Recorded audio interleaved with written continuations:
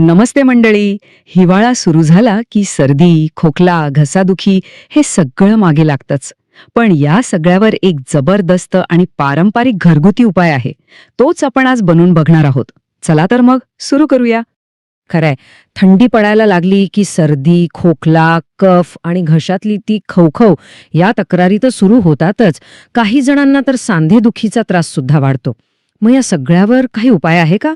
हो, नक्कीच आहे. आणि काळजी करायचं काहीच कारण नाही.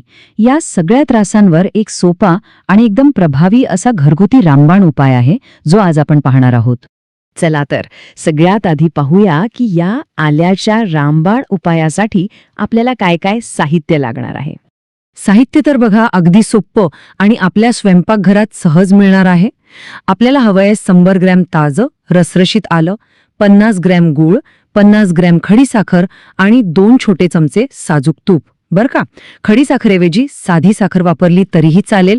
यातला प्रत्येक पदार्थ हा औषधी गुणधर्मांनी भरलेला आहे. आता वळूया तयारीकडे. यातली पहिली आणि सगळ्यात महत्वाची पायरी आहे ती म्हणजे आल्याची तयारी. तर सगळ्यात आधी आलं घ्या आणि गॅसच्या ज्योतीवर सर्व बाजूंनी डाग पडेपर्यंत भाजून घ्या. मग ते स्वच्छ धुवून फडक्याने पुसून एकदम कोरडं करा. आलं भाजल्यामुळे काय होतं, त्याची साल चमच्याने अगदी सहज निघते. साल काढून झाली की त्याचे लहान तुकडे करा आणि मिक्सरमध्ये एकदम बारीक वाटून घ्या. पण आता प्रश्न पडला असेल की आलं भाजायचं तरी का? तर यामागे 2 महत्वाची कारणं आहेत. एक म्हणजे भाजल्यामुळे हा पदार्थ जास्त दिवस टिकतो आणि दुसरं म्हणजे त्याची चव खूपच छान लागते. आणि हो, इथे एक खूप महत्वाची गोष्ट लक्षात ठेवायची आहे. आलं वाटताना त्यात चुकूनही पाणी घालू नका. आपल्याला त्याची एकदम घट्ट पेस्ट हवी आहे, पाण्याशिवाय. चला, पुढची पायरी म्हणजे आपलं औषधी मिश्रण बनवणं. आता आल्याच्या पेस्टमध्ये बाकीचे साहित्य एकत्र करूया.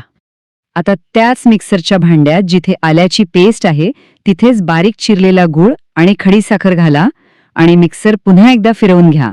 म्हणजे हे तिन्ही पदार्थ एकत्र होऊन एक छान गुळगुळीत मिश्रण तयार होईल. बघा, आपलं मिश्रण आता तयार आहे. चला तर मग याला शिजवून अंतिम रूप देऊया. आता एका कढईत मंद आचेवर 2 चमचे तूप गरम करा. त्यात आपण तयार केलेलं मिश्रण घाला. सुरुवातीला गूळ आणि साखर वितळल्यामुळे हे मिश्रण थोडं पातळ होईल, पण घाबरू नका. त्याला फक्त सतत ढवळत राहा. साधारण 3 ते 4 मिनिटातच ते घट्ट व्हायला लागेल आणि त्याचा छान गोळा बनेल. यातली सगळ्यात महत्वाची गोष्ट म्हणजे ही संपूर्ण प्रक्रिया मंद आचेवरच करायची आहे. नाहीतर मिश्रण खाली लागण्याची किंवा जळण्याची शक्यता असते. मंद आचेवर केल्यामुळे त्याचा स्वादही उत्तम राहतो. आणि आता आपण आलोय शेवटच्या टप्प्यावर. चला, या मिश्रणाच्या छान वड्या बनवूया. एका ताटाला थोडंसं तूप लावून घ्या. त्यावर हे गरम मिश्रण ओतून चमच्याने एकसारखं पसरवा. मिश्रण थोडं कोमट झालं की लगेच सुरीने त्याच्या लहान लहान वड्या पाडा आणि मग ते पूर्णपणे थंड होऊ द्या. इथे एक महत्वाची सूचना. आयुर्वेदानुसार आलं हे उष्ण गुणधर्माचं मानलं जातं, म्हणजे ते शरीरात उष्णता निर्माण करतं.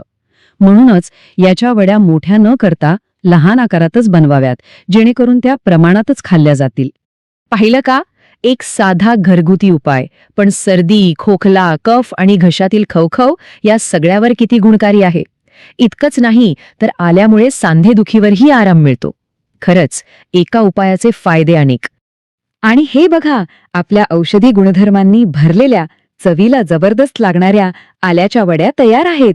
हिवाळ्यातल्या छोट्या मोठ्या त्रासांपासून आराम मिळवण्यासाठी हा एक उत्तम आणि स्वादिष्ट उपाय आहे. तर मंडळी, घरगुती उपायांची हीच तर खासियत असते. मग हा प्रश्न उरतोच, आपल्या आरोग्यासाठी पहिली निवड कोणती असावी? असे नैसर्गिक उपाय की बाजारात मिळणारी तयार औषधं? यावर नक्की विचार करा.